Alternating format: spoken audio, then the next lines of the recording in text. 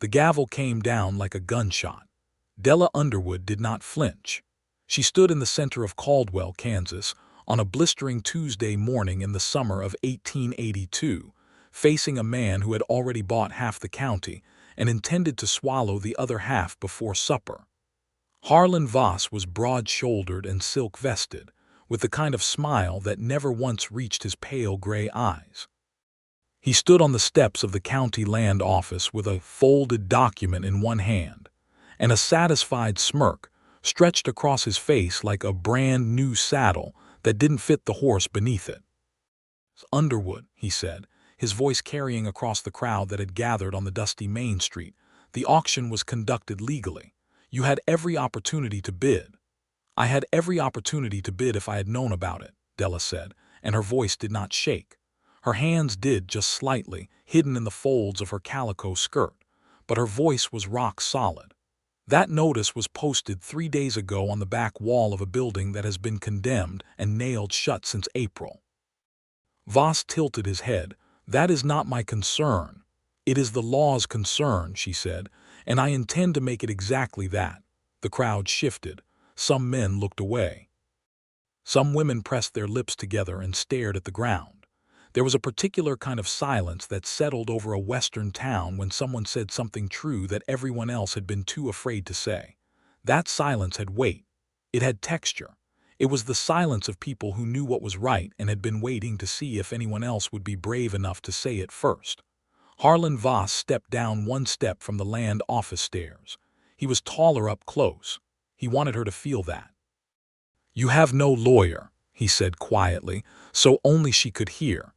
"You have no money for one. You have a little parcel of land that my men could fence off from the water supply in a week. You have no husband, no father, and no brother. And you are standing in front of me with nothing but your righteous anger." He paused. "I have eaten righteous anger for breakfast in 4 counties, Miss Underwood. It does not fill me up." Della met his eyes without blinking. "Then I hope you stay hungry," she said. The crowd gasped. And then from somewhere behind her, so quiet that it was barely a sound at all, came the soft, deliberate scrape of boot heels on hard-packed dirt. One step, then another. And then Jonas Lockhart was standing directly behind her. Not beside her, not in front of her. Behind her, solid as a canyon wall, his arms loose at his sides and his dark eyes fixed on Harlan Voss with the calm, unreadable expression of a man who had already made up his mind about something and was simply waiting for the other party to catch up. He said nothing, not a word.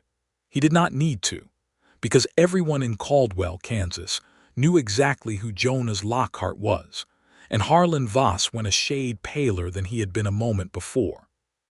It had not always been like this between them.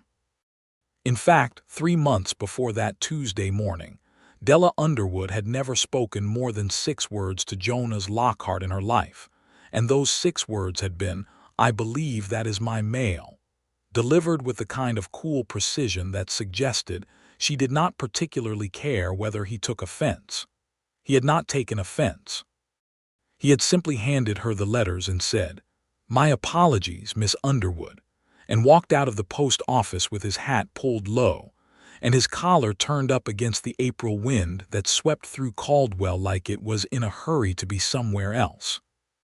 She had watched him go for exactly 2 seconds before she turned back to her mail, because Della Underwood did not have time for watching men walk away. She had 40 acres of grazing land southwest of town, 16 head of cattle, a broken fence along the north pasture that needed replacing before the dry season, and the lingering question of what she was going to do about the creek access that the Voss Company had been quietly redirecting for the past 6 months. She had come to Caldwell 3 years ago in 1879 with her father, Raymond Underwood, who had been a good man with a bad heart, both in the medical sense and the metaphorical one. He had wanted to start fresh after the death of her mother in Missouri, and the Kansas prairie had seemed like enough open sky to breathe in. They had filed on 40 acres, built a modest house of sod and timber, and spent 2 seasons slowly, carefully making something from nothing. Then Raymond had died in the winter of 1880, quietly and without drama, sitting in his chair by the stove with a cup of coffee gone cold in his hand. The doctor said it was his heart. Della had sat with him for 3 hours before she went to get the doctor, because she was not ready for the world to know yet that she was now entirely alone. She was 24 years old when she buried her father. She was 26 when Harlan Voss arrived in Caldwell with money from a railroad consortium in Chicago and an agenda that he did not bother to dress up in anything polite. Voss had been buying land for 18 months. He bought some of it fair, paying good prices to families who were tired and ready to move on. He bought some of it through pressure and misdirection, letting his foreman, a thick-necked man named Cy Durrell, let cattle stray onto neighboring property, redirect irrigation water, and make vague comments about how it was getting harder and harder for a small operation to survive these days. And sometimes, when pressure and misdirection were too slow, he used the law itself as a weapon, filing obscure challenges to land deeds, exploiting technicalities, and staging auctions with inadequate public notice. Della had watched it happen to the Kellerman family first. 14 acres west of the river, gone in a land auction that the Kellermans had not known about until it was over. Then the Ruiz family, who had been farming in the territory since before Kansas was even a state, lost their water access in a legal dispute that lasted exactly long enough for their crops to fail and force a sale. She had written letters. She had petitioned the county land office. She had spoken at the town council meeting and been listened to with the particular polite attention that powerful men give to women they have no intention of taking seriously. And then, in June of 1882, Voss had filed on her 40 acres in an auction conducted so quietly and so illegally that not a soul in town had known about it until it was already done, except that Della had found out. She had found out because old Martha Crenshaw, who cleaned the county land office twice a week, had seen the notice tacked on the back wall of the condemned mercantile building and had come directly to tell Della about it, because Martha Crenshaw was 70 years old and had watched enough men steal enough things from enough women to last her several lifetimes, and she had decided she was too old to stay quiet about it anymore. Della had spent 48 hours preparing. She had gone through her father's papers and found the original homestead filing from 1879, properly notarized and recorded. She had written down every violation of the auction notice process she could identify based on the statutes she found in the county clerk's ledger. She had rehearsed what she was going to say until she could say it without her voice breaking. And then she had walked to that land office and she had said it. She had said it knowing she might lose anyway. She had said it knowing that Voss had money and lawyers and connections that she did not have. She had said it because the alternative was silence, and silence was a trap she refused to step into. What she had not expected, had not planned for, had not allowed herself to imagine in even the most optimistic corners of her mind, was Jonas Lockhart stepping up behind her like a wall between her and the wind.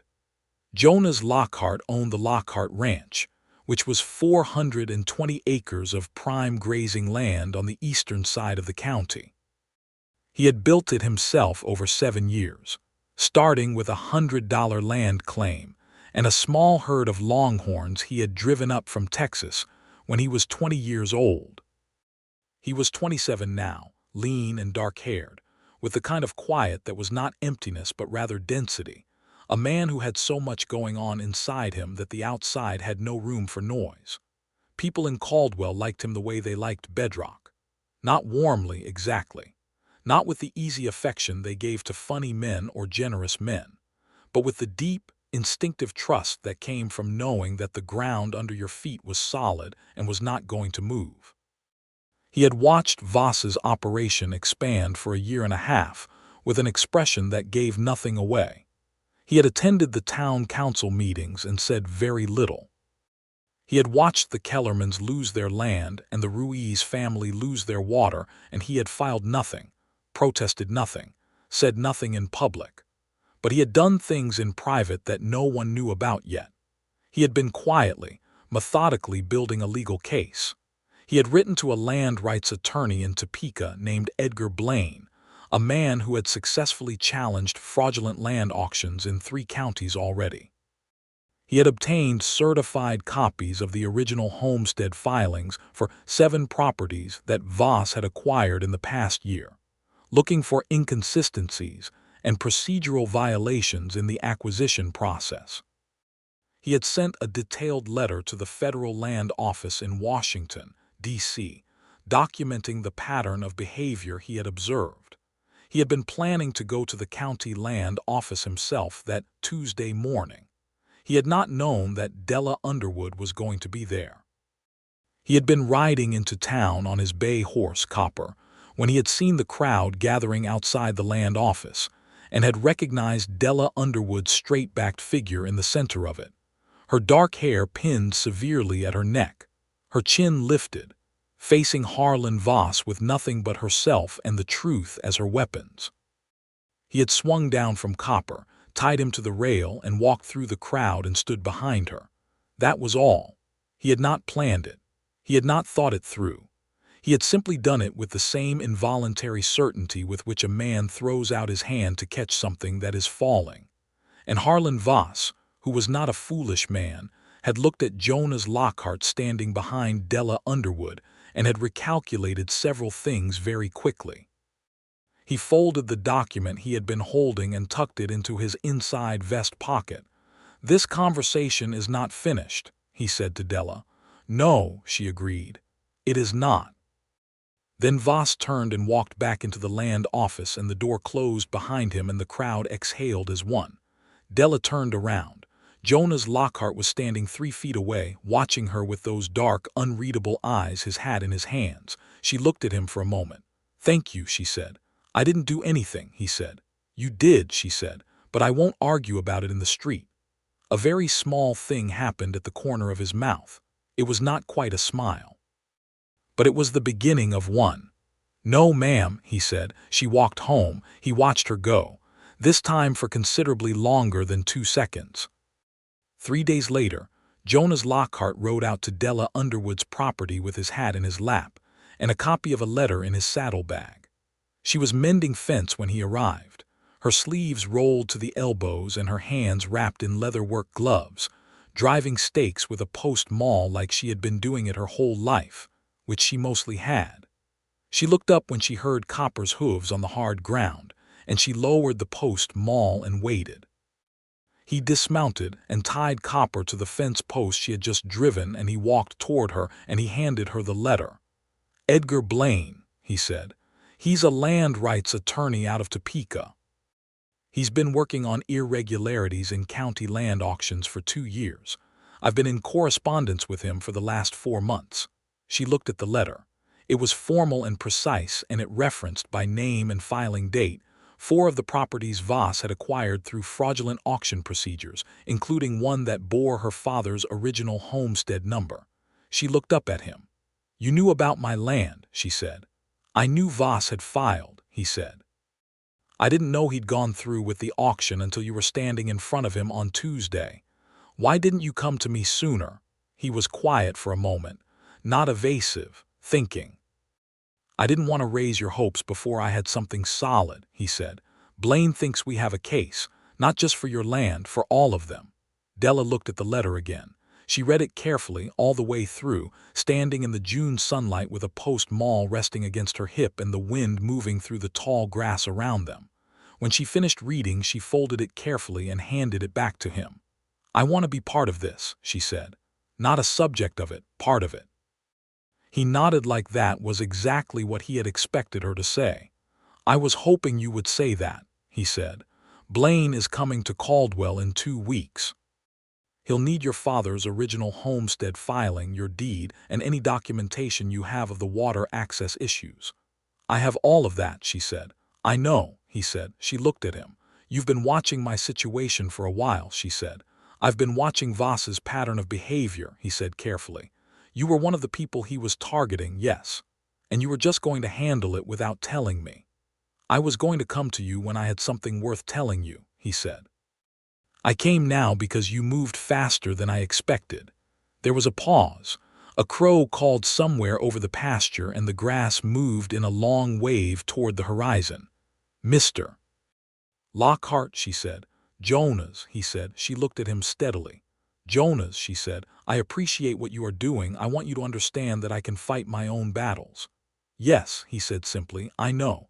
She had expected more argument. She had been ready for more argument. "That's it," she said. "That's it," he said.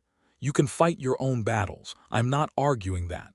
I'm asking if you want help fighting this particular battle because it is not only your battle.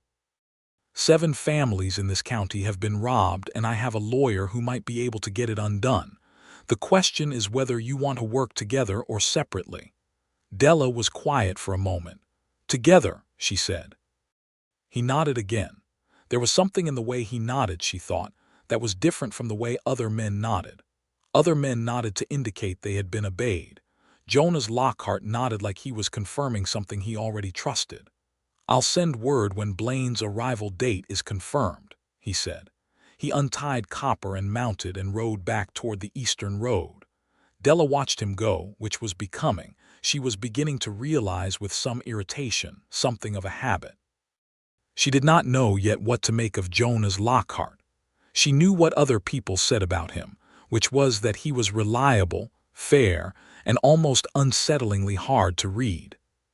She knew that he had come to Kansas 7 years ago from somewhere in Texas that he did not talk about. She knew that he had built his ranch from almost nothing, that his cowhands stayed on year after year, which was notable in itself, and that he had a reputation for never going back on his word. She did not know why a man who was sitting on 400 acres of prime land and a thriving cattle operation would spend 4 months building a legal case on behalf of small homesteaders who could offer him nothing in return. She thought about it while she finished mending the fence. She did not arrive at an answer that satisfied her. Edgar Blaine arrived in Caldwell on the 14th of July, 1882, on the afternoon train from Topeka. He was a small, neat man of 40 with wire-rimmed spectacles and a brown leather briefcase that he carried like it contained something valuable, which it did. He shook hands with Jonas on the platform, and then Jonas introduced him to Della, who had come with her folder of documents pressed against her chest like armor.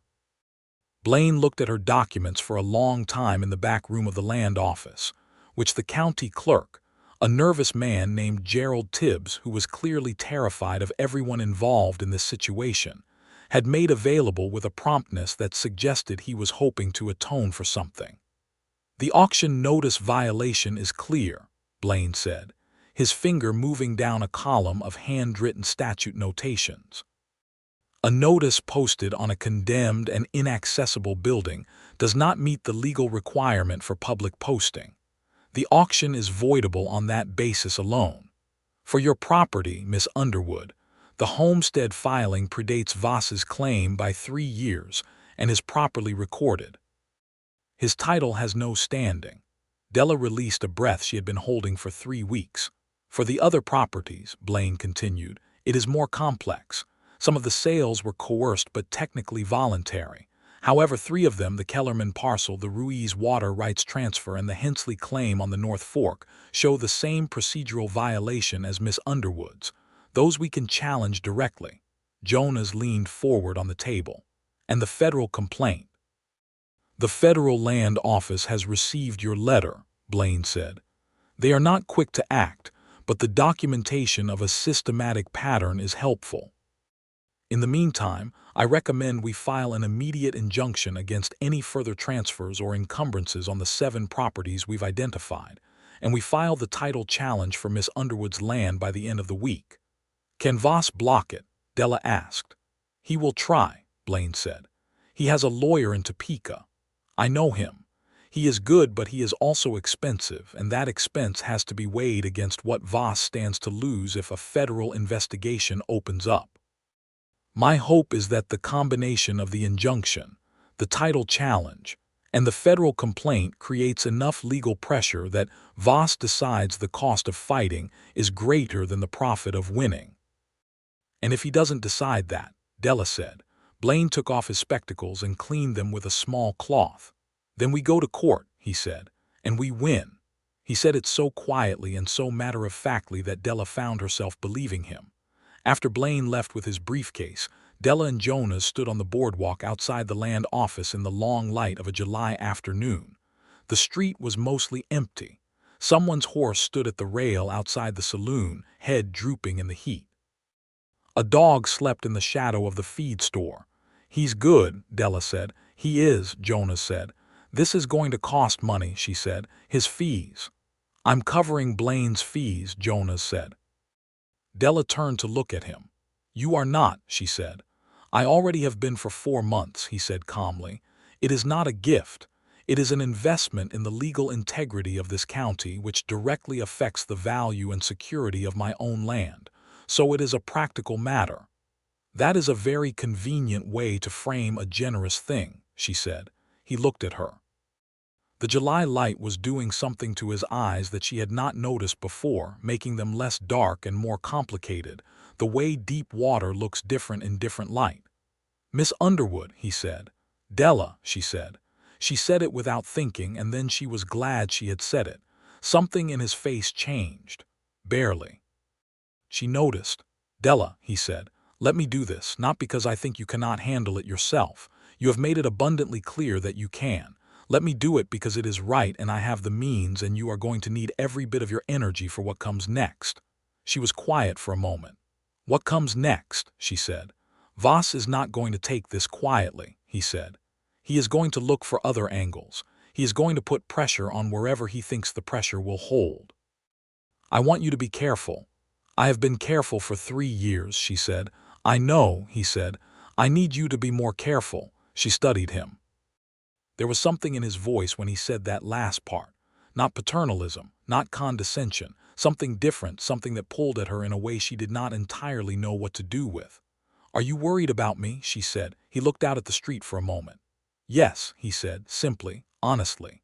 Della Underwood had not had anyone worry about her for 2 years. It was not as uncomfortable as she would have expected. She nodded.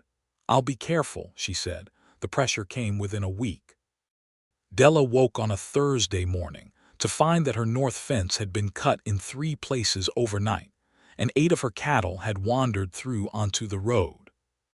She spent 4 hours in the August heat rounding them up and driving them back. She found the fence cuts herself, clean and deliberate, not the kind of thing that happened by accident or weather. She did not go to Jonas Lockhart about it.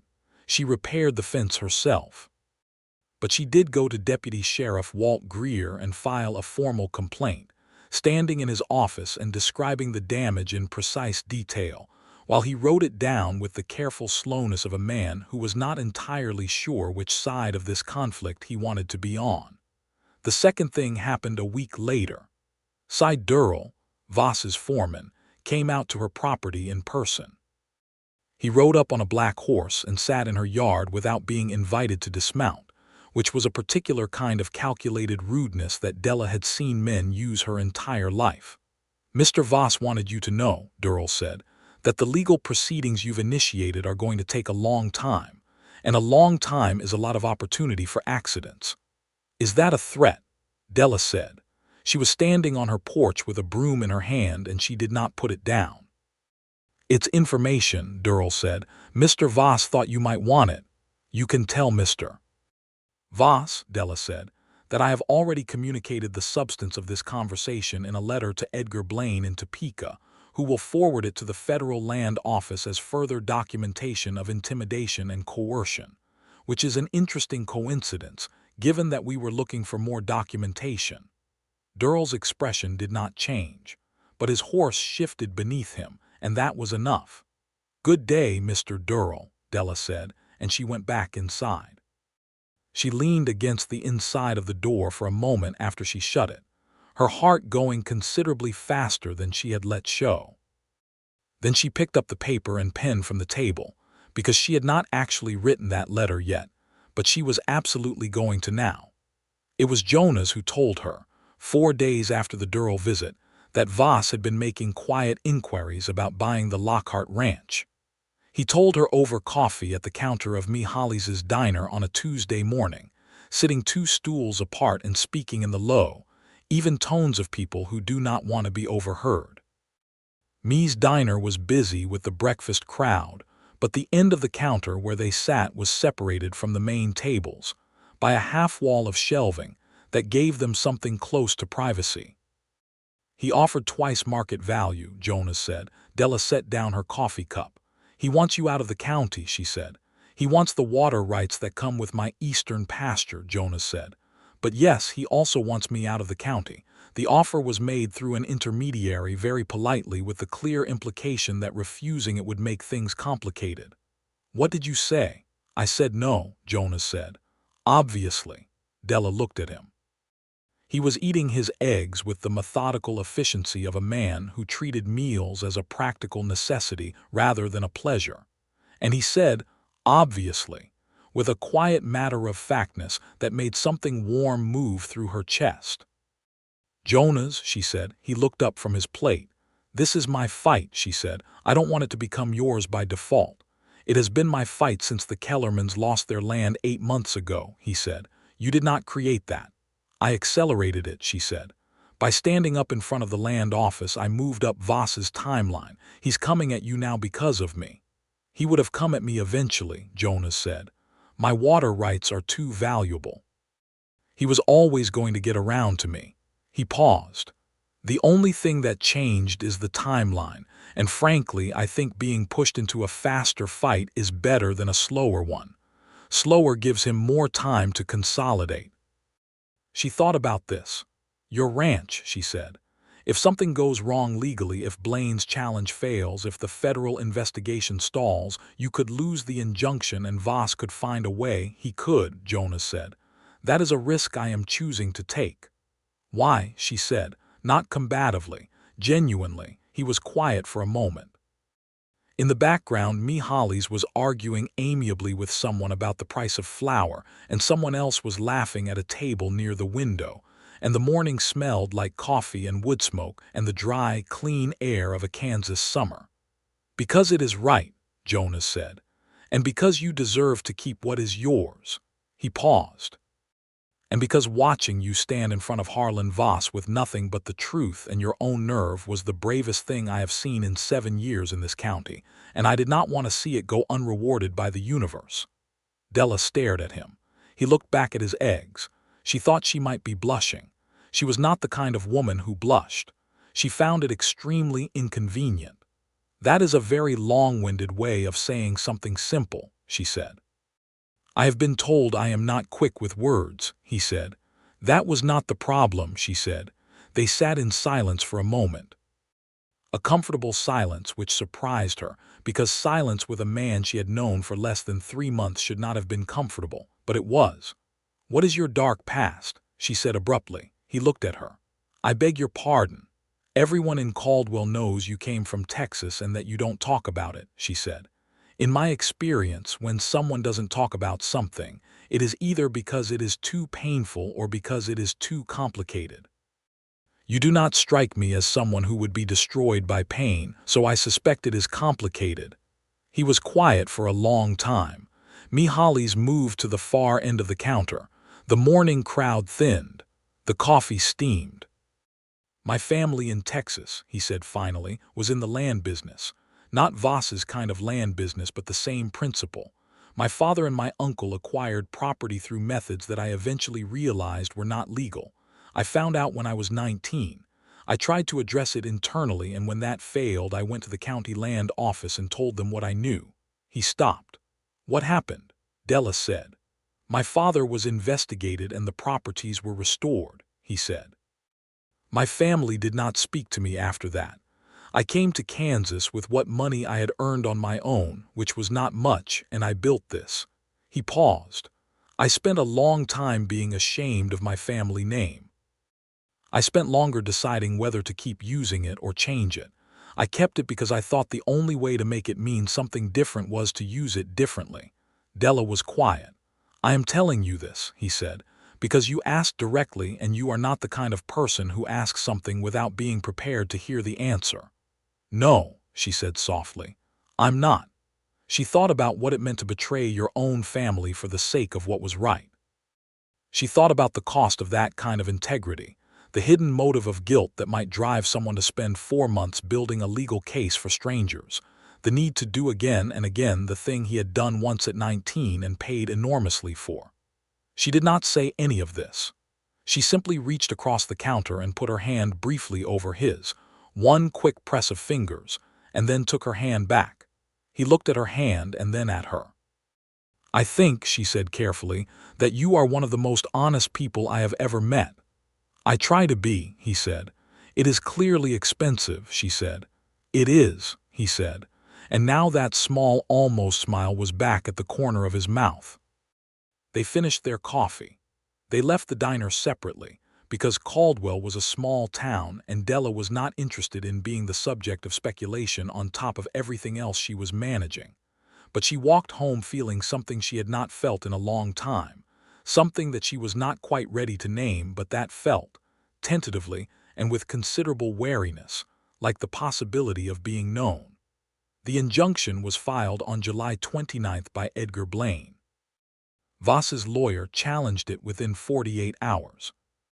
The county judge, a gray-bearded man named Aldous Pritchard, who had been on the bench for 12 years and had clearly been hoping to retire without having to rule on anything this consequential, ordered a hearing for the 21st of August.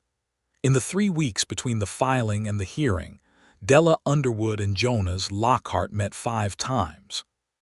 Twice to review documents with Blaine, once to speak with the Kellerman family, who had driven in from their temporary lodgings 20 miles away to participate in the case, and once to meet with 2 other affected homesteaders who had agreed to submit supporting affidavits. The 5th time was not about the case at all. He had ridden out to her property on a Saturday afternoon with the stated purpose of returning a copy of the Ruiz water rights document that he had borrowed to compare against his own water rights filing. This was plausible. It was also, as they both understood without saying so, an excuse. She gave him lemonade, which she had made from actual lemons purchased from the dry goods store at a price that she considered extravagant but justified on the grounds that it was too hot for coffee. They sat on the porch in the shade of the overhang, in the 2 chairs that she had placed there herself, which she had built herself from lumber and her own competence 2 summers ago. They talked about Kansas, about what had drawn them here and what had surprised them about it, about the particular quality of the light in the evenings, gold and long and heavy, draped across the prairie like something expensive, about the way the wind in the grass sounded like the ocean, which neither of them had ever seen but both of them had read about. He told her about the first winter on the Lockhart ranch, when the temperature had dropped to 20 below, and he had slept in the barn with the cattle to keep them warm and had come in to make himself coffee in the morning, and found the water in the pail had frozen solid.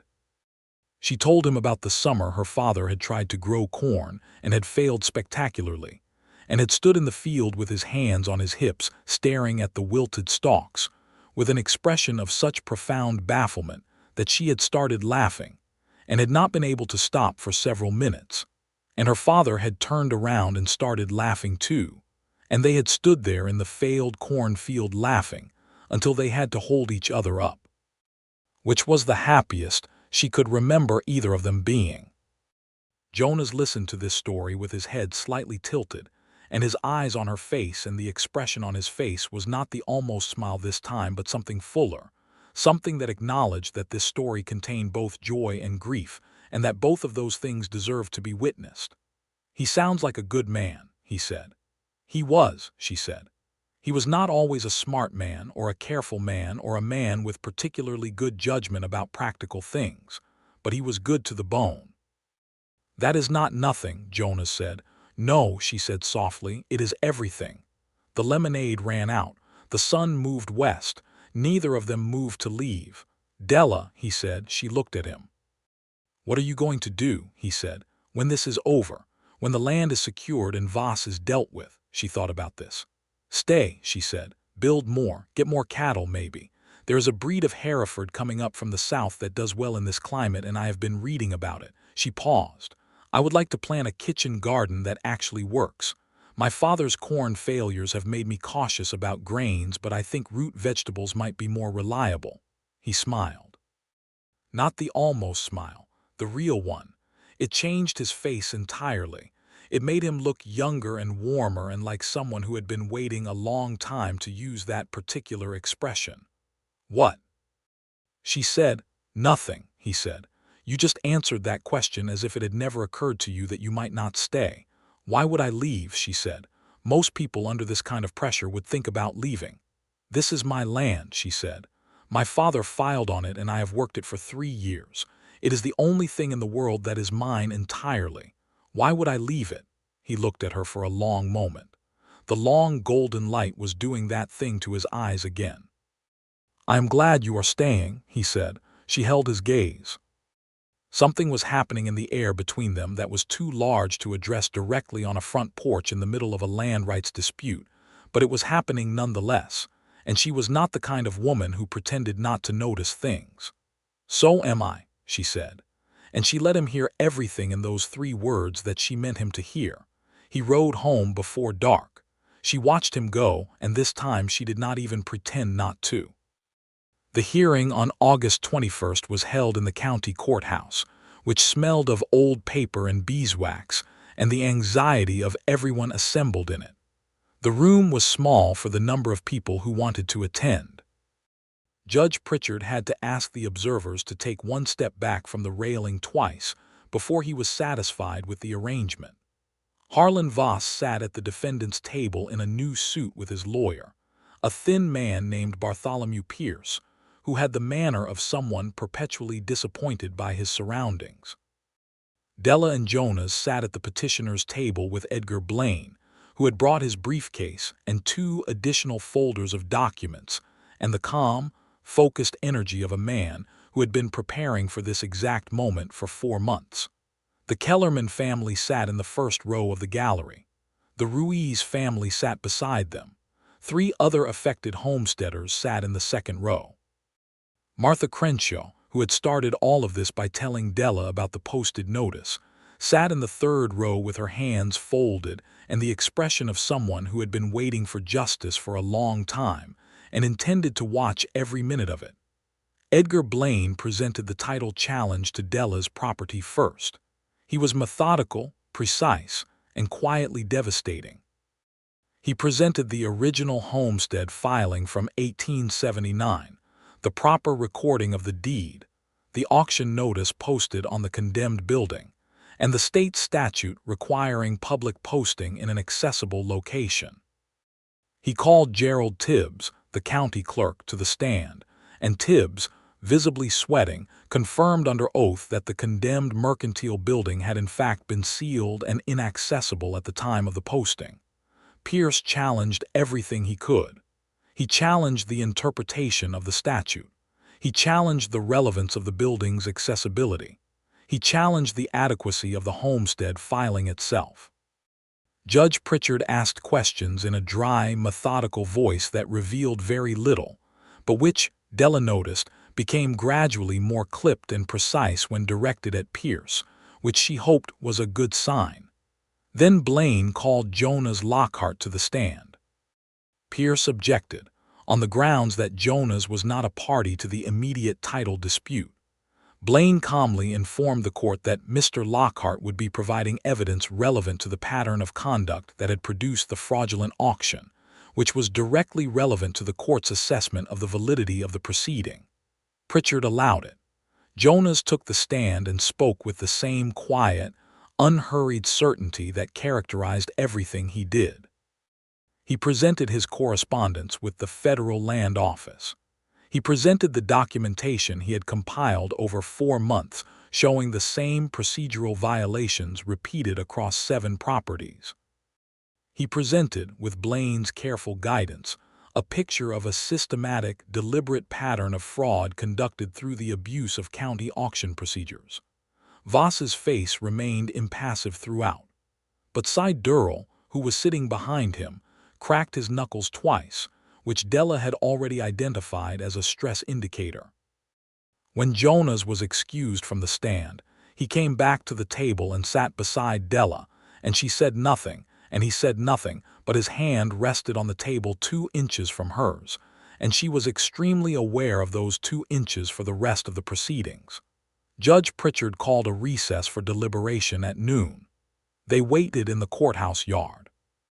The Kellerman family ate sandwiches they had brought in a basket.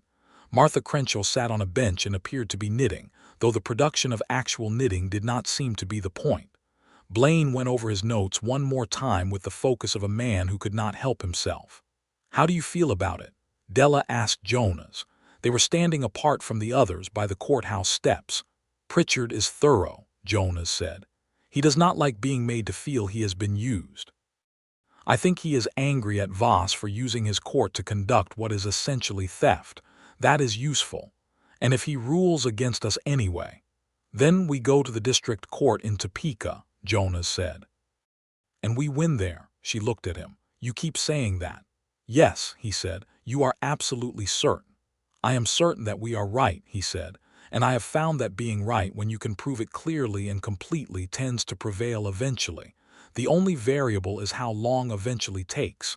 "That is a measured optimism," she said. "It is the only kind that holds up," he said. Pritchard returned in 2 hours. He ruled in Della's favor on the title to her 40 acres, citing the procedural violation of the auction notice as rendering the auction void. He granted the injunction against further transfers of the 6 other disputed properties pending further investigation. And he directed the county land office to submit its records for the past 2 years to a state auditor, which was, as Edgar Blaine explained quietly to Della afterward, essentially an invitation for a full investigation of everything Voss had done in the county. Voss walked out of the courthouse without looking at anyone. Pierce followed him, carrying his briefcase with the expression of a man who was already thinking about his bill. The Kellerman family burst into tears. The Ruiz family embraced each other. Martha Crenshaw put away her knitting and stood up and said, "Good," with the finality of a woman who had been waiting to say exactly that for a considerable amount of time. Blaine shook hands with Jonas and Della and said he would be in touch about the next steps and that the state audit would likely produce additional grounds for the other property challenges, and that he was cautiously optimistic about the outcome for all 7 families. Then he went to find the afternoon train back to Topeka, and the courthouse yard gradually emptied, and it was just Della and Jonas standing in the afternoon light and the dusty yard, and the enormous shared understanding of what had just happened. "It's not over," Della said. "No," Jonas said, "but it has turned." She looked at him. At this man who had stood behind her without a sound and changed the course of everything simply by being present. At this man who had spent 4 months building a legal case for people who could not have known he was doing it. At this man who had told her his most painful truth over a counter in a diner, and then helped her with her fence posts, and drunk her lemonade on her porch, and listened to the story of her father in the failed cornfield with the kind of attention that made her feel less alone in the world than she had felt in 2 years. She had not planned what she said next. She had thought about it, in the way you think about something you are not ready to say out loud yet, turning it over quietly in the back of your mind where it is safe. But standing in that courthouse yard with the light going gold and the Kellerman children's voices carrying over the fence and the whole long, complicated rightness of this day pressing down on her, it came out without the planning. "I think," she said, "that you are the most remarkable person I have ever known." He looked at her. "You say that after I told you I informed on my own family," he said. "Because of that," she said, "not in spite of it." He was quiet for a long moment. "Della," he said. And then he said nothing else for a moment because the next thing he had to say was apparently requiring more courage than filing a federal complaint. "Yes," she said, and she was aware that her voice had gone soft in a way she had not entirely intended. "I would very much like to come to your property on Saturday," he said. "Not about the case, not about Voss, not about anything practical, just to see you." She held his gaze. "Saturday," she said. "Yes. I will make more lemonade," she said. The real smile appeared again. "I would like that very much," he said. He came on Saturday, and the Saturday after that, and the one after that. The first Saturday was lemonade on the porch again, and a conversation about books, because they had both discovered independently that the other one read voraciously, and was slightly embarrassed about it in the context of a territory where practical skills were more prized than literary ones.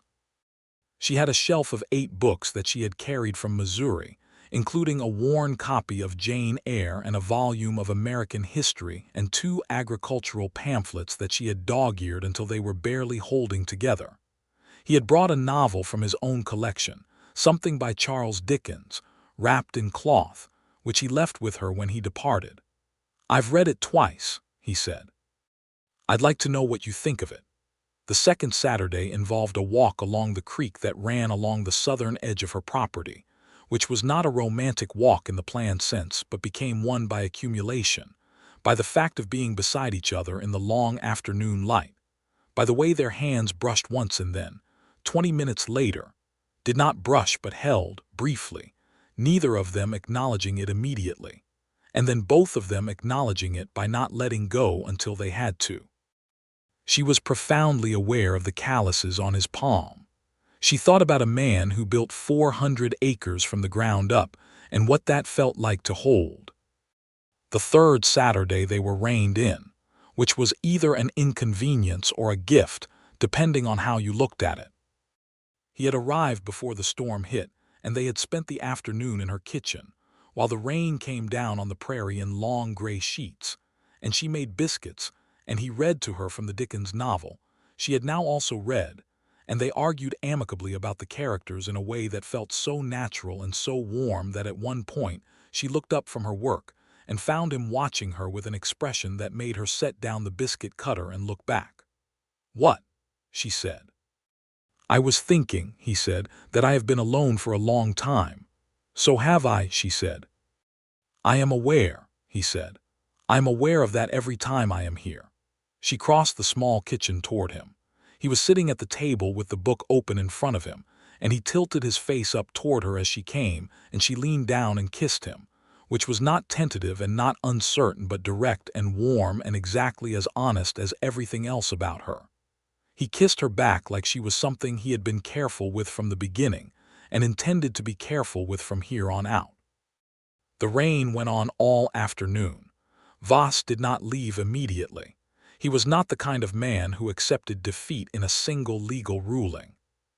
Through August and September, he worked through Pierce to challenge the state audit, to delay the investigation, to find procedural arguments that might buy him time. He did not win any of these challenges, but he made them expensive and slow, which was his strategy. In October, the state audit found 19 individual procedural violations across 12 property transactions in Caldwell County. The Federal Land Office formally opened an investigation. 2 of Voss's associates in the Railroad Consortium withdrew their backing, rather than be associated with a federal investigation. On the 14th of October, 1882, Harlan Voss accepted a settlement that restored the title to Della's 40 acres, invalidated the 3 most clearly fraudulent auction transactions, and required him to pay a financial penalty to the county land office. In exchange for the settlement, the state agreed not to pursue criminal fraud charges. Blaine wrote to Jonas and Della separately about this outcome. In his letter to Della, he said that it was not perfect justice, but it was real and substantial justice, and that the precedent established by the court's ruling on the auction notice requirement had already been cited in a subsequent case in a neighboring county. Della read the letter twice and then walked out onto her porch and stood in the October wind, which was sharp and clean and smelled of the coming winter, and thought about her father in the cornfield, and about 3 years of fighting, and about the particular quality of the air on this piece of land at this time of year. And she breathed it in until she felt settled enough to go back inside and write a letter back to Blaine thanking him. Jonas came that same evening, because they were now the kind of people who came to each other's property without requiring a particular occasion. He read the letter standing in her kitchen with his coat still on and his hat in his hand and the October wind pushing at the windows. "It's not everything," Della said. "No," he said. "The Ruiz water rights are still complicated. The Hensley claim might need to go to district court." "Blaine says he'll see it through," Jonas said. "I know," she paused, "but the Kellermans get their land back, and my title is clear, and Voss is gone." "Yes," he said, "he is gone." Voss had, in fact, left Caldwell 3 days before the settlement was signed. He had boarded the train to Kansas City with one trunk and the silence of a man who had been significantly reduced and was not interested in discussing it. Durrell had left a week before that, which Della had heard from 3 different people within an hour of it happening. The county exhaled. Della looked at Jonas. "Will you stay for supper?" she said. "Yes," he said. They ate and they talked, and then they sat by her stove as the October night came down cold and dark outside. And at some point, the talking quieted into the kind of silence that exists between people who no longer need to fill it. The comfortable, deeply inhabited silence of 2 people who have stopped being careful about being known. "Della," he said. "Yes," she said.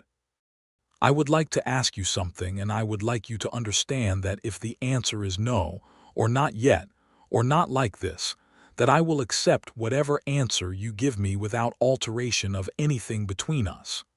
She looked at him steadily.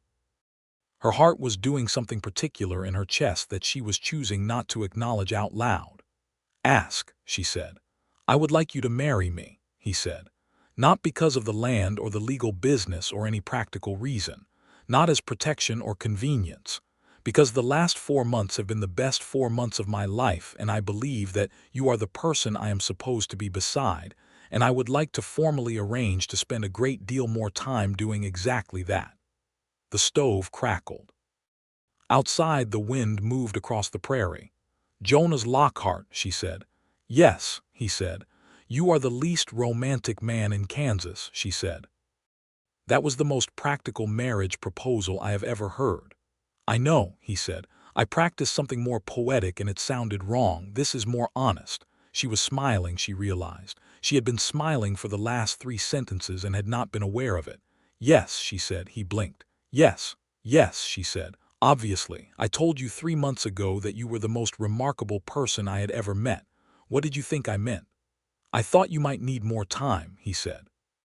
"I have been alone for 2 years on 40 acres of Kansas prairie," she said. "I have had an enormous amount of time. What I have been running short of is remarkable people." He took her hand across the table, which he did very deliberately, and held it with both of his hands, turning it over and looking at it, and then looking at her with that full, open expression that was becoming the one she thought of when she thought of him, the one that had taken months to see but which she now recognized as his truest face. "I love you," he said. "I want you to know that this is not a word I use carelessly." "I know," she said. "I love you too. I have not been careless about it either."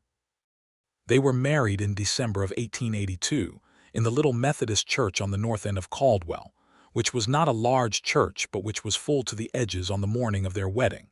The Kellermans came. The Ruiz family came. Martha Crenshaw came and appeared to be slightly tearful, though she would have denied this under oath.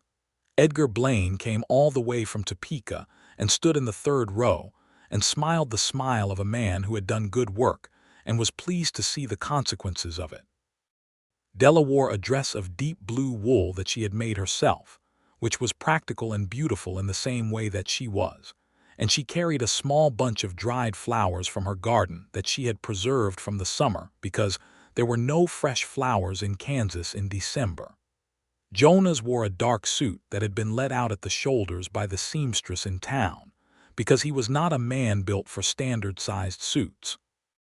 The vows were the traditional ones, and they both said them clearly and without hesitation, and when the minister pronounced them, Mary Jonas lifted her hand to his lips with a tenderness that made at least 4 women in the front rows press their handkerchiefs to their faces. She kissed him in the church in front of everyone with the directness that was her particular signature, and he kissed her back with the quiet certainty that was his, and the church was warm, and the December light came through the plain glass windows and made everything golden. They went home to his ranch, which was now their ranch, on a December afternoon with the sky wide and blue and the prairie silver with frost. She had moved her most important possessions over the previous week, including the 8 books and the agricultural pamphlets and the 2 chairs she had built herself, which now sat on the wider porch of the Lockhart ranch house facing east toward the sunrise.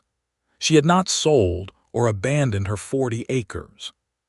She rented the land and the modest house to a young family who had come up from Missouri the previous fall, the Birch family, Thomas and Hannah Birch with their 3 children, who needed a start and who paid a fair rent, and who she intended to give the option to buy in 5 years if they wanted it and had the means. This was, as she told Jonas, simply good management. He agreed with her and looked at her with that expression that she was accumulating a collection of, and which each time she saw it she thought she ought to be used to by now and wasn't. Their first winter together on the ranch was cold and busy and wonderful in the unhurried way that good things are wonderful when there is nothing threatening them. They worked together in the natural complementary rhythm of 2 capable people who had each spent years doing everything alone, and who found that the other person filled in the spaces they had not even known were missing.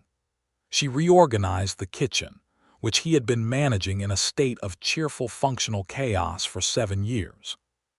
He fixed the south pasture fence that she had been looking at sideways since her first visit in July, because it was the same kind of wrongness that she could see from 10 yards away, and that had clearly been there long enough that he had stopped seeing it. They argued exactly once in the first 3 months about something consequential, which was about whether to expand the herd in the spring. She was for expansion, citing the improved grass coverage in the eastern pasture and the current cattle prices. He was cautious, citing the uncertainty of the upcoming summer rainfall. The argument lasted 2 evenings and was resolved by a compromise that she considered a draw and he considered a win, and she considered a draw. She wrote letters to the Ruiz family, who were still working with Blaine on the water rights case. In March of 1883, the district court in Topeka ruled in the Ruiz family's favor, restoring their full water access.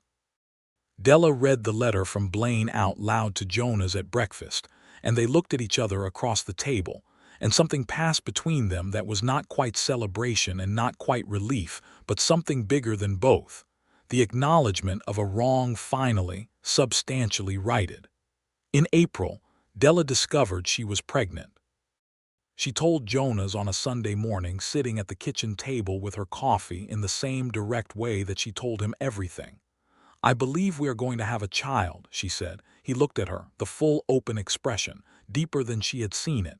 "Yes," he said. "The doctor confirms it," she said. "November, he thinks." Jonas was quiet for a moment. He set down his coffee cup very carefully. "Della," he said. "Jonas," she said. He came around the table and pulled her up from her chair and held her in the morning kitchen with the April light coming through the window and the smell of coffee and spring earth. And she held him back with both arms and her face against his chest, and the solid, steady sound of his heart against her ear. And neither of them spoke for a long time, because there was nothing to say that the silence didn't say better. Spring came to the Lockhart ranch in full and extravagant measure that year, as if the prairie were making a point about the nature of renewal.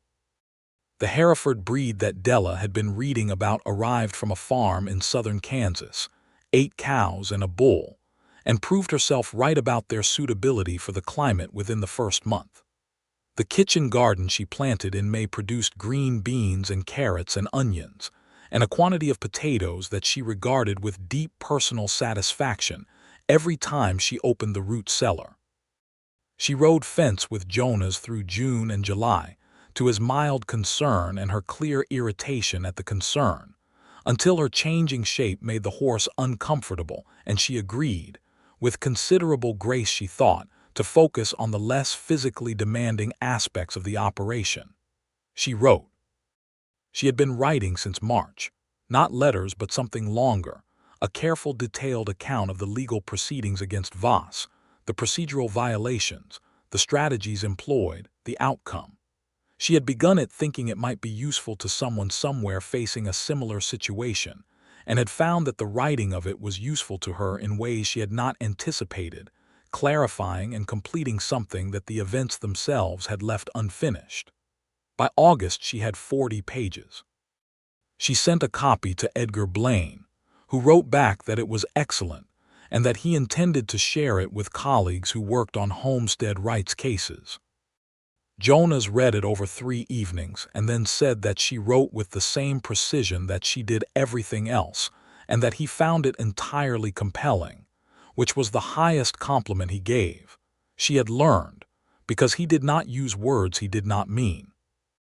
Their son was born on the 6th of November, 1883, in the bedroom of the Lockhart Ranch house, attended by the doctor from Caldwell and by Martha Crenshaw, who had appointed herself to this function without being specifically asked, and whom neither Della nor Jonas had any intention of turning away. He was a healthy, loud, and thoroughly opinionated infant from the first hour of his life, which Della said was unsurprising, and Jonas said was slightly alarming, and Martha Crenshaw said was exactly right. They named him Raymond Jonas Lockhart, for her father and for his, because Raymond Underwood had been good to the bone and Jonas had decided it was time his own name signified something he was proud of, and both of those things deserved to continue in the world. Raymond was 3 weeks old when Blaine wrote to say that the state audit had produced one final outcome, a formal recommendation to the county board that Gerald Tibbs, the county clerk, be required to post a bond against future procedural irregularities, and that all county land auction notices be required to be posted in a minimum of 3 accessible public locations, with notarized certification of the posting. It was, Blaine said, a small bureaucratic change that would prevent exactly the kind of fraud that Voss had employed. The recommendation would almost certainly be adopted. Della read the letter while nursing Raymond in the rocking chair by the bedroom window, the November light pale and clean on the frost-silvered prairie, the smell of wood smoke from the stove in the main room, the sound of Jonas's boots on the porch as he came in from the morning's work. She heard him come through the door and stamp the cold off his feet and say something to one of the cowhands in the yard about the north paddock gate. She heard him pour coffee. She heard him cross toward the bedroom and stop in the doorway. She looked up. He was holding his coffee and looking at her with Raymond at her breast and the November light on her face and the letter in her hand, and the expression on his face in that moment was something she knew she would carry for the rest of her life, full and open and certain and deeply, entirely happy. "Good news," he said, nodding at the letter. "Very good news," she said.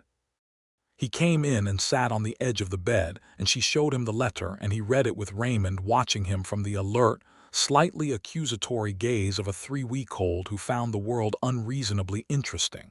And when he finished reading, he folded the letter and set it on the bedside table, and he took Della's free hand and held it. "It's done," she said. "It's done," he said. Outside, the November wind moved across the Kansas prairie in long, cold sweeps, bending the dry grass toward the south, the same wind that had been moving across this land since long before any of them, carrying the smell of distance and the quality of openness that had drawn both of them here, that had been worth fighting for, that was still and always worth fighting for. She leaned against his shoulder. Raymond Lockhart made a small, decisive sound and settled closer to his mother.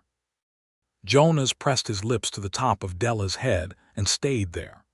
The winter of 1883 to 1884 was the quietest and most ordinary of Della's adult life, and she loved every inch of it. Raymond grew into himself steadily and with apparent determination, becoming by March a boy who pulled himself upright on anything available and regarded the fact that he could not yet walk as a temporary and frankly impertinent obstacle. By May he was walking, short lurching distances between pieces of furniture, with an expression of profound concentration that his father recognized immediately as familiar. "He has your face when you are solving a problem," Della told Jonas.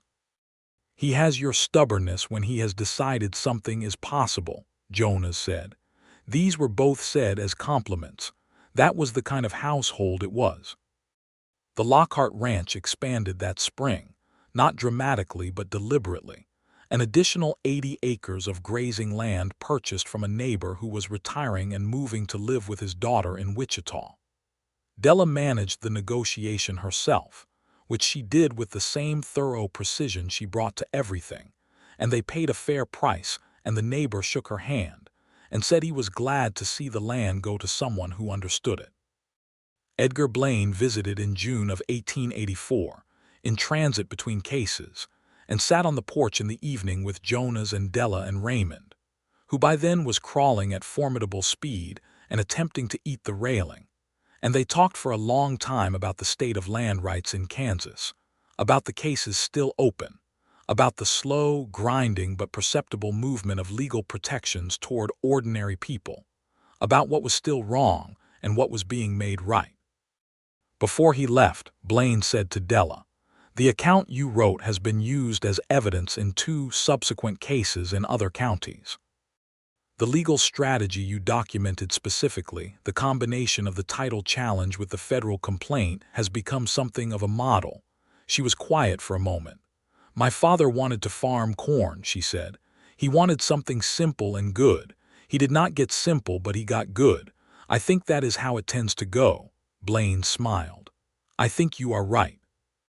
The Ruiz family sent a letter that summer, from their farm, which was again fully operational with the restored water rights, describing their harvest and their children, and their gratitude in terms that made Della sit with the letter for a long time.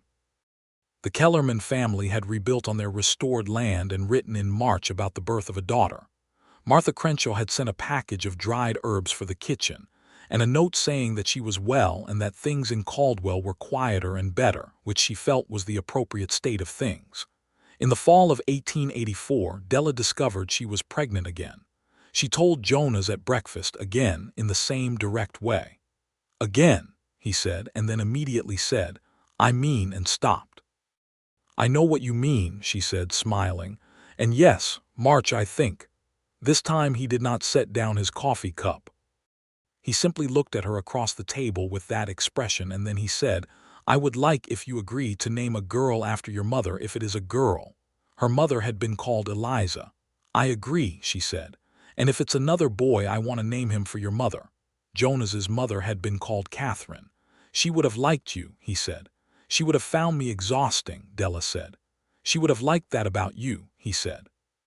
Their daughter was born in March of 1885, on a cold, bright morning when the first hints of spring were just becoming visible in the southward exposure of the pasture, where the grass was beginning to come back green at the roots. She was smaller than Raymond had been and quieter and more observant, lying in Della's arms and looking around the room as if she were cataloging it. They named her Eliza Catherine Lockhart. Raymond, who was 16 months old and deeply uncertain about the new development, came to look at her with a gravity that the adults found difficult not to smile at, and after a long inspection he patted her very gently on the top of the head with one fat hand, which the adults chose to interpret as acceptance. That spring Della began teaching herself to keep the ranch accounts, not because Jonas was doing it badly, but because she found the numbers interesting, the way they told the story of the land in a different language. By summer she was managing the books fully, with a neat ledger that she kept at the desk in the main room, and which became, over the years, a detailed record of the ranch's growth. They hired a second cowhands that year, a young man named Hector Ruiz, who was the eldest son of the Ruiz family, 18 years old and good with horses in the particular intuitive way that suggested he had been talking to them from birth. He became part of the life of the ranch with the ease of someone who fits naturally into a place, and within a year Jonas trusted him with the management of the East pasture herd completely. Life on the Lockhart Ranch in 1885 and 1886 had a rhythm to it that Della had not known she was capable of living inside, not because she had not wanted it, but because she had not let herself imagine it during the years when she was alone and fighting. The rhythm was work and weather and seasons and the small domestic completeness of a house with children in it, and a man who came in from the cold and looked for her first thing and found her and was satisfied. She did not stop fighting. She continued to correspond with Blaine and with homesteaders in adjacent counties who were facing similar pressures from similar land interests. She attended every county land office meeting. She served on a newly established county homestead committee, appointed by the county board in the fall of 1885, which was responsible for reviewing the posting procedures for all land auctions going forward. Jonas came to the homestead committee meetings with her and sat in the back and said very little, which was characteristic, and which the other committee members had learned, did not mean he was not listening. One evening in December of 1886, coming home from a committee meeting in the dark and cold, sitting together on the wagon seat with Raymond asleep between them wrapped in a wool blanket and Eliza dozing against Jonas's arm, Della said, "Do you remember the morning in front of the land office?" "Yes," he said. "I did not know you were going to be there," she said. "I know," he said. "I was so angry," she said. "I was so terrified and so angry, and I had decided I was going to say what was true no matter what happened. And then I turned around and you were there." He was quiet for a moment. Copper, older now but still steady, pulled the wagon through the December dark. "I could not be there," he said simply. "She thought about that. You never said anything," she said. "You just stood there. You didn't need me to say anything," he said. "You had already said everything that needed saying. It helped," she said, "having you there. I don't know that I would have held my ground all the way through without that." "You would have," he said, "but I am glad I was there." She reached over and took his arm with both her hands and leaned against him, and he leaned slightly toward her. And the wagon moved through the cold Kansas night with the stars very clear and bright overhead, and the prairie stretching out dark and immense, and theirs in all the ways that mattered, the legal ways and the elemental ways, and the deep interior ways that no document could capture, but that were nonetheless entirely real. Raymond woke up enough to make a small complaining sound, and Della murmured something to him, and he settled again. Eliza did not wake at all. In the summer of 1887, the federal investigation into Harlan Voss's activities in Caldwell County produced its final report. The report documented 23 fraudulent land transactions, 11 instances of documented coercion and intimidation, and a systematic pattern of conspiracy with county officials. Voss, who had relocated to Kansas City, was assessed substantial civil penalties and was barred from engaging in land transactions in the state of Kansas for 15 years. The report was reported in the Caldwell newspaper and in the Topeka Capital, and Della read both accounts at breakfast and folded them carefully and put them in the wooden box where she kept the documents she had accumulated over the years: the homestead filing, her father's deed, the court order from the 1882 hearing, Blaine's letters, the account she had written. The box sat on the shelf above her desk, next to the Dickens novel Jonas had given her in the first summer of their acquaintance, and next to a photograph taken at their wedding that Martha Crenshaw had commissioned from the photographer who passed through Caldwell in the spring of 1883. In the photograph, Jonas is looking at the photographer with that quiet, steady expression, and Della is looking slightly to the side with a small private smile, as if something has just been said that she finds both true and amusing. They are standing very close together, and their hands are linked at their sides in the naturally automatic way of people who have become used to reaching for each other. When Raymond was old enough to ask about the box and what was in it, Della sat with him at the kitchen table and went through it carefully, explaining each document, what it meant, how it came to be there, what had been at stake. Raymond was 5 when they first did this and understood perhaps a quarter of it. When he was 8, he understood most of it. When he was 10, he read the account Della had written from beginning to end and asked 23 questions, which she answered every single one. "Were you scared?" he asked. "Yes," she said, "every minute." "But you did it anyway." "Yes," she said, He thought about this with the gravity that was his characteristic approach to large ideas. "Because it was right," he said. "Because it was right," she said. "And because being scared of something does not mean you cannot do it. It just means you have to decide that the doing is more important than the fear." He nodded.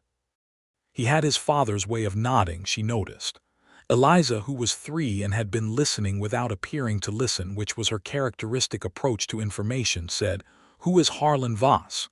"A man who wanted to take what did not belong to him," Della said. "What happened to him?" "The law caught up with him," Della said. "Good," said Eliza, with her grandmother's name and her mother's certainty, and went back to the biscuit she was eating. In the autumn of 1887, their third child was born, another boy, and they named him Thomas Edgar Lockhart, for Thomas Birch, who was farming Della's original 40 acres and doing well by them, and for Edgar Blaine, who had driven from Topeka for the baptism and stood godfather with the expression of a man who finds himself in an unexpected life and is glad of it. The Lockhart Ranch by 1888 was 500 acres, a modest but well-run operation, known in the county for the quality of its Hereford cattle and the thoroughness of its fencing, and the reliability of its owner's word. Jonas had a reputation that had not changed in character from what it had always been, but had deepened and broadened, the reputation of a man who was fair and solid, and not to be taken advantage of, which in Caldwell County in the late 1880s was the highest compliment going. Della had a different kind of reputation, the kind that accumulates around a woman who does not wait to be given authority, but simply exercises the authority that she knows herself to have. She was respected and occasionally found intimidating, and she found the intimidation faintly amusing, and Jonas found her amusement at it charming, which she did not advertise. They argued several more times over the years, about practical things mostly, about the business and the cattle and the land, in the direct, honest way of people who trust each other enough to disagree. They always resolved it. They always came back to the same fundamental alignment of values and perspective that had drawn them to each other in the first place, the shared conviction that things ought to be right, and that it was worth working to make them so. On the evening of their 6th wedding anniversary, December of 1888, Jonas came in from the evening check of the barn and found Della at her desk with the lamp burning and the ledger open, which was her habitual position in the evenings, and which he had come to associate with the particular quality of focused quiet that was one of the things he most loved about her. He stood in the doorway for a moment, watching. She looked up. "You're going to let cold air in," she said. He came in and closed the door. "What are you working on?" he said. "The spring accounts," she said. "I want to project forward to the summer purchase if we are going to expand the Hereford herd the way we discussed." He came and looked over her shoulder. The numbers were neat and organized in a way that his own records had never been, organized with the same systematic thoroughness she brought to everything. "What does it say?" he said. "It says we can do it," she said, "comfortably if the cattle prices hold through spring." "They should hold," he said. "I think so too," she said. He put his hand on her shoulder, which was also characteristic, his way of being present with her when she was working, not interrupting but not absent, and she reached up and put her hand briefly over his, which was her way of acknowledging him without stopping, and they stayed like that for a moment in the lamplight with the December night solid and cold outside the windows and the ranch around them full and thriving and theirs, and the 3 children asleep in the back of the house. Raymond dreaming his serious dreams, and Eliza cataloging something in her sleep, and Thomas, who was 1 year old and who had, against all expectation, inherited Della's directness and Jonas's calm in equal measure and was going to be, everyone agreed, an interesting person. It was everything they had built and everything they had fought for and everything they had chosen, freely and completely, and with the full knowledge of what choosing required. Outside, the Kansas wind moved across the prairie in long, cold sweeps, carrying the smell of distance, of open land, of everything that was still possible. Inside, the lamp burned steadily. Della turned back to her ledger. Jonas stood behind her, his hand on her shoulder, present and solid and entirely there, just as he had always been.